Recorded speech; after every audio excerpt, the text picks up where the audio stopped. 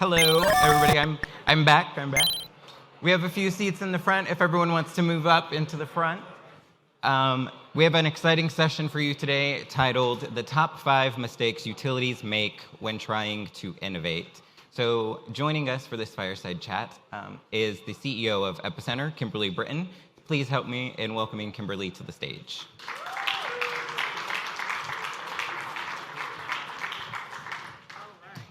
All right. It's gonna be fun, y'all.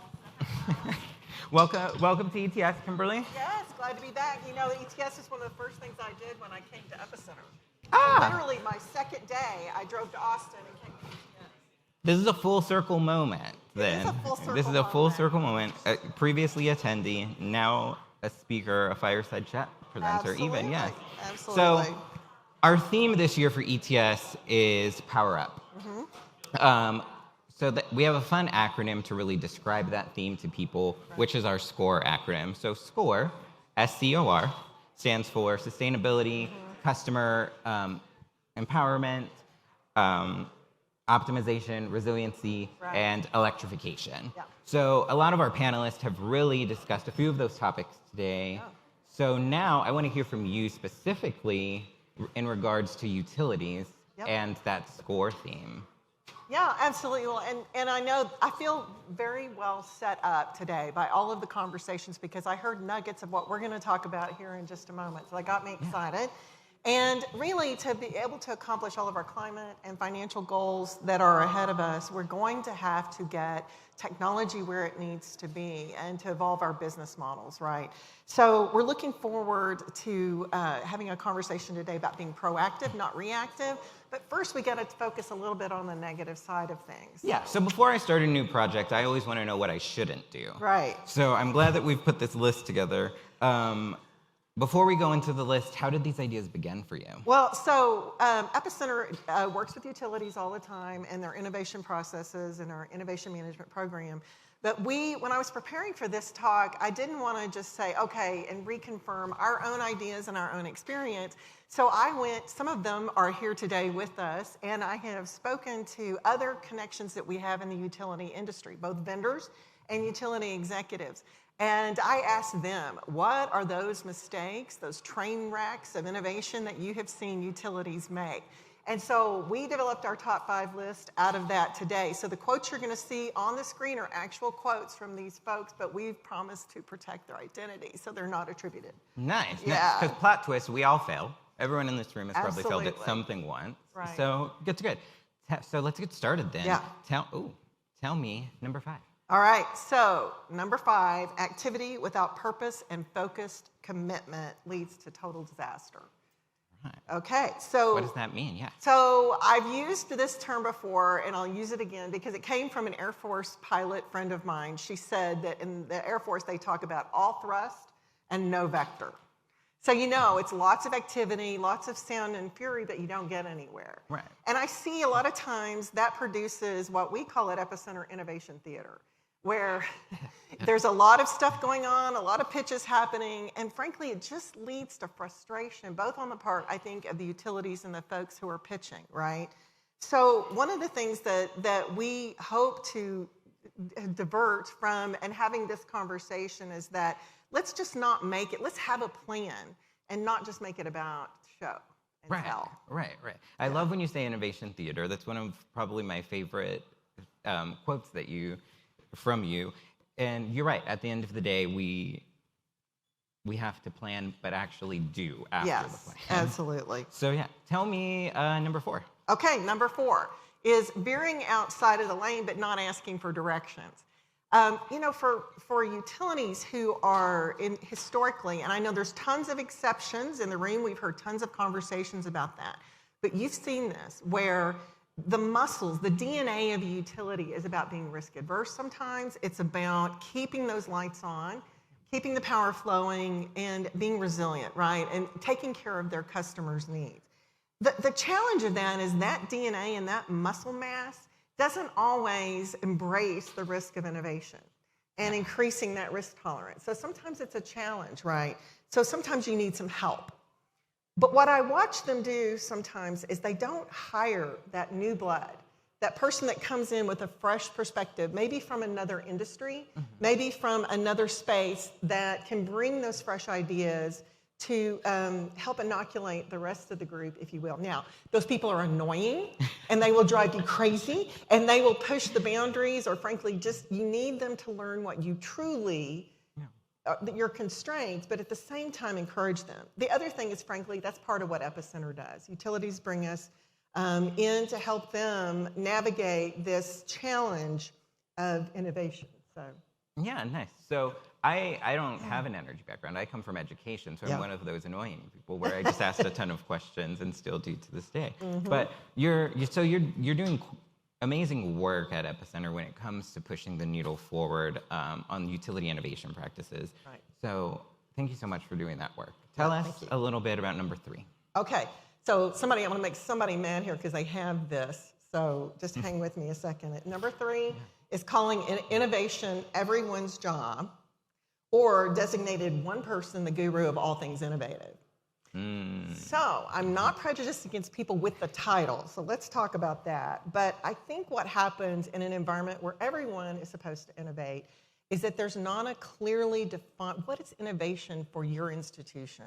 What is the directive that leadership has? What does innovation look like when we're done at the end of this? Certainly, individual leaders should be supported to innovate. They should be encouraged to be creative. And frankly, sometimes when it's really hard, you need that encouragement from the top and the bottom. But sometimes leaders, I've watched senior leaders, and none of you have ever done this, to say, well, I'll know it when I see it.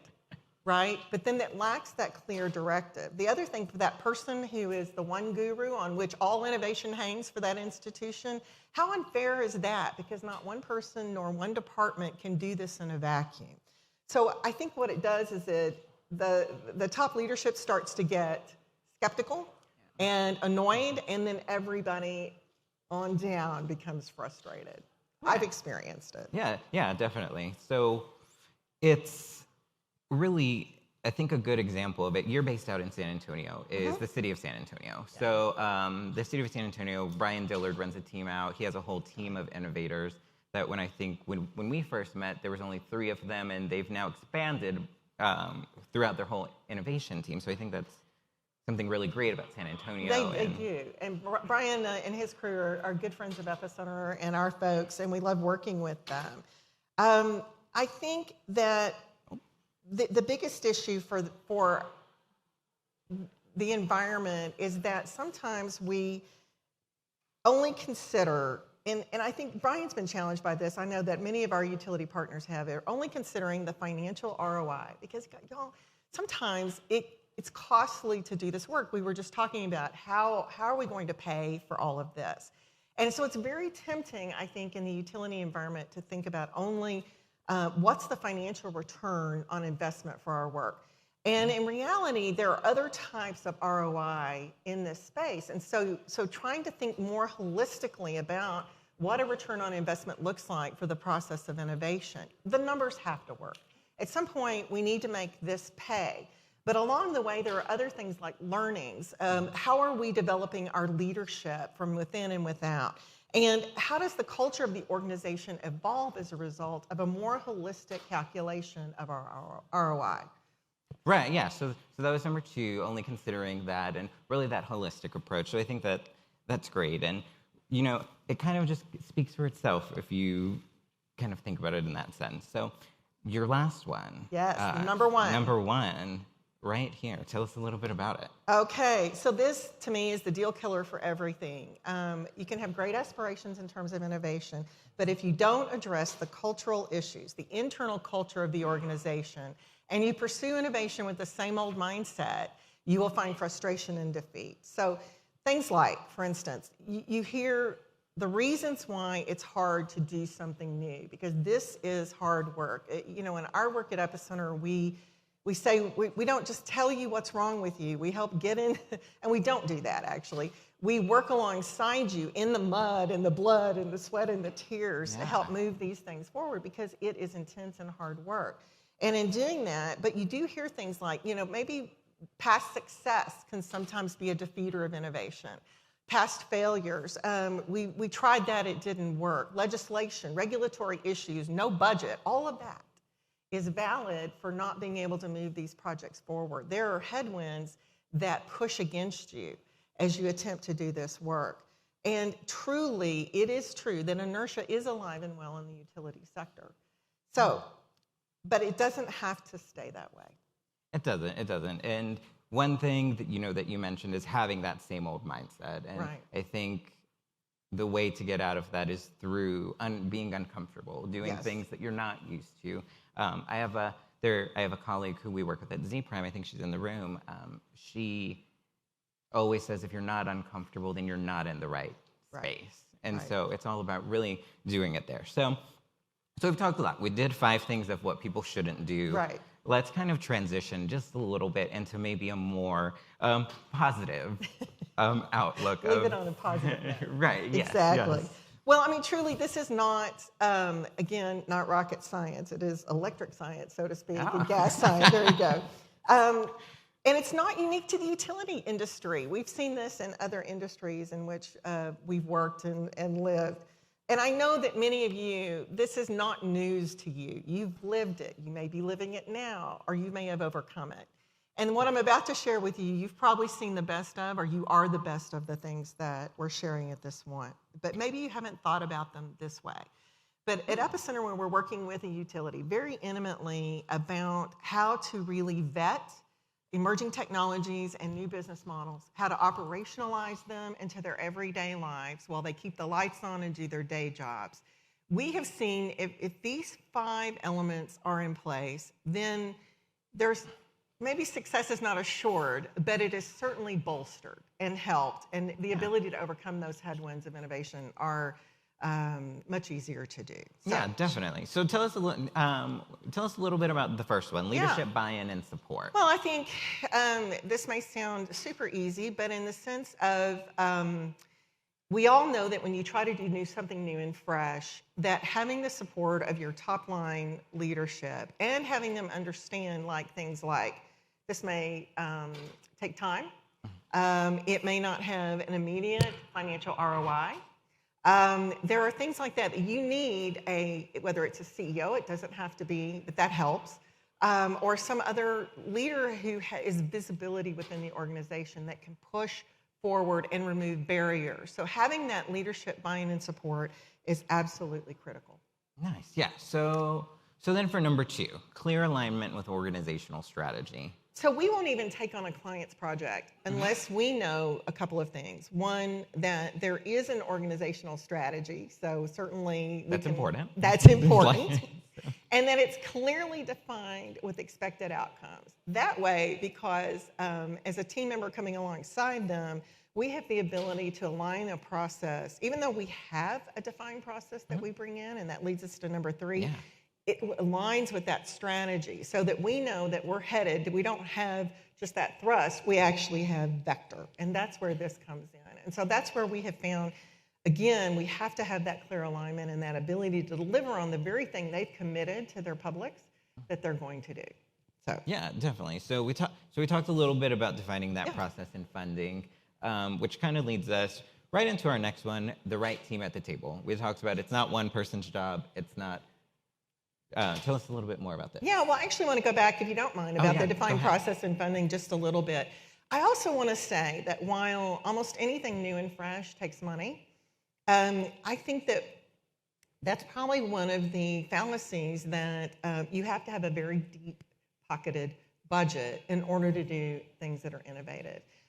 There's been a couple of projects, and if you talk to me later, I'll give you a couple of examples about ways in which we've implemented that we've partnered to bring resources to the table, that we have done a limited deployment, but that didn't require an outlay from the utility, except that unless they are getting something in return.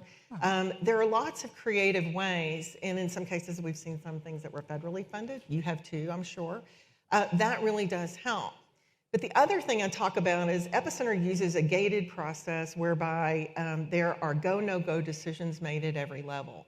And then there's an ability to communicate up and down the ladder along that way. I find those things very, very helpful in keeping something on track when there's a crisis. We have implemented this in the midst of a 2-year pandemic and gotten things through a process when no one expected this to happen. And I know others. Again, we're not necessarily the only ones doing this kind of work. And I've watched other utility partners be very successful, but it does take that clear resolve and that very defined process.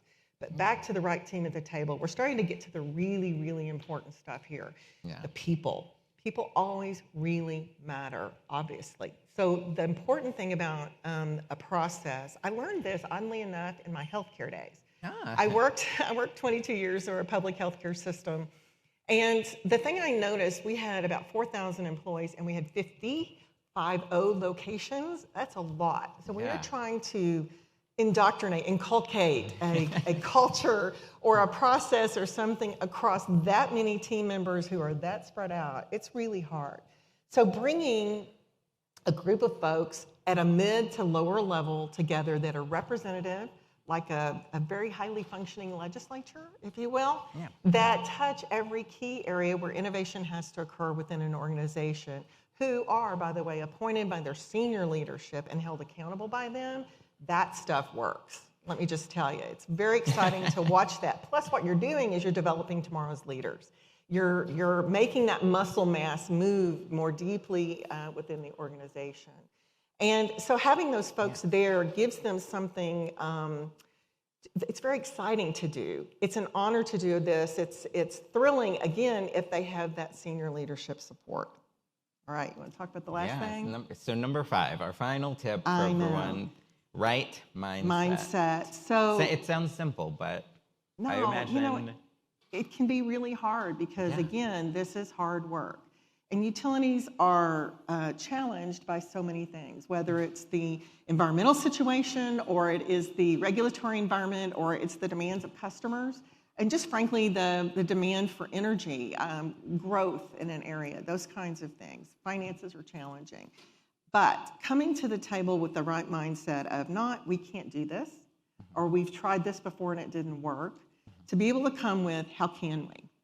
What needs to change for us to be able to do this? And I heard this through so many of the panels today. It thrilled my heart because that's the kind of mindset, and even Sally talked about it in her opening, is that turning things on its head and being able to say, we may come to the end of this and go, we just simply are not going to be able to do it at this time. Yeah. But often, given enough creativity and enough different approach, at least thinking about what obstacles need to be moved out of the way, maybe legislation needs to change. Well, that can take time. But approaching it with that, I've been amazed to see how much creativity has come to bear if you'll just think about it a little differently. Yeah, the little and it goes with what you said earlier, that outside approach too. Yes. That kind of helps with that mindset. So it absolutely does. We have a little bit of time left. If you could leave everyone in this room with just one little nugget of knowledge for them to take after our conversation, what would that be? I think it would definitely be to think about where you are and what it would take to go to the next level and who needs to be in the room with you along the way. I think that it's very easy to me, it goes back to the people of who you're bringing with you along that journey. Because I was talking to a CEO not long ago about a challenge within their organization, about this same mindset. And it really is rooted in the challenge of who you have along the way. There are people who've been working in utilities for 40 years who are some of the most innovative people I have ever seen. So it's not necessarily about tenure. Some of those folks really want to be set free in this way to be able to try some things and move some things forward. But sometimes you do need that sort of outside help, that cross-pollination of folks who come from other industries, who come from a different approach, if you will, and to make room for them when they annoy the fool out of you. So I just think it really is about who are we hiring, who are we bringing on the journey, and who are we raising up within our ranks. Yeah, definitely. Well, if anyone would love to get started or love to talk to you more, you'll be at the networking receptions, I imagine. You have your emails up here on the screen for everyone as well. thank you so much for joining us on the ETS stage today. It was a pleasure chatting with you. Always a pleasure chatting with you, Ricky. Yeah. Thank you. Ladies and gentlemen, don't forget to stay tuned for